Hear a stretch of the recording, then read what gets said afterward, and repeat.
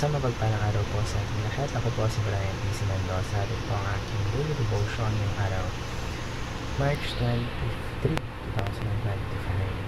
So, ngayong araw po ay tutuloy po natin ating series which is a seminary vision. Specifically, ang topic po natin for today is about doctrine. So, gaano kahalaga ang pag-aaral ng doktrina?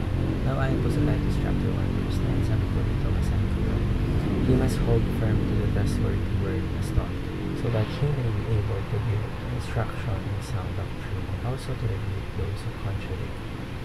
Now, ating upang mas maunawaan kung ano sa talatang ito at upang mas maintindihan na natin ang ating devotion, ngayon po tayo padala ko sa ating mga teachings for today. So, una po, sabi po dito, basahin ko po, doctrine is unavoidable. So, we all have a belief system na naka-influence on how we see God, on how we see things, how we see our lives, even in moralidad natin. And even choosing not to focus on doctrine is in itself a doctrinal decision. So, since we all live by some form of belief, napaka-importante po na ma-ensure natin na yung doctrine is rooted sa katotohanan.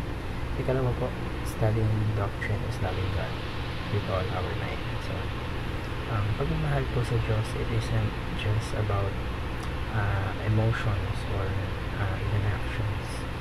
Kasi it also involves yung thoughts natin, yung learning and understanding natin on who God is sa pamamagitan po ng doktrina. Because yung doctrine po, it is a way para ibigay ng kapapurihan sa Kanya with our intellect. Ikatlo po, right doctrine leads to right living. Kung ano po yung paniniwala natin, yung belief natin, it shapes how we live. So, when yung doctrine po is naka-align sa katotohanan ng Diyos, it leads to a life na nag-reflect yung character niya, yung character niya wherein it guides yung choices natin sa buhay, yung attitudes natin and even relationships. So, ngayon po, tayo pwede ako sa ating mga applications. So, una po, seek the Spirit's guidance as you study the Bible. So, yung Bible po, gaya po ng lagi kong sinasabi, it isn't just an ordinary book. Because it requires spiritual insight.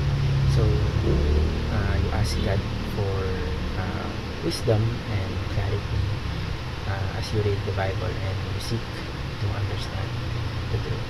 Ikalawa po, study God's Word diligently. So, knowing God deeply, kailangan po dyan ng effort, ng commitment. So, dapat you are committed on studying Scripture regularly, not just for knowledge, but to grow in faith and wisdom. And last but not the least po, search for biblical doctrine to live biblically.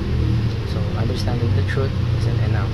So, dapat it must shape your life. So, kaya ano na Scripture may influensyan na yung pamumuhay mo, yung decisions mo, so that yung actions mo is naka-align sa will ng Panginoon. Kaya marami po tayong natutunan sa araw nito.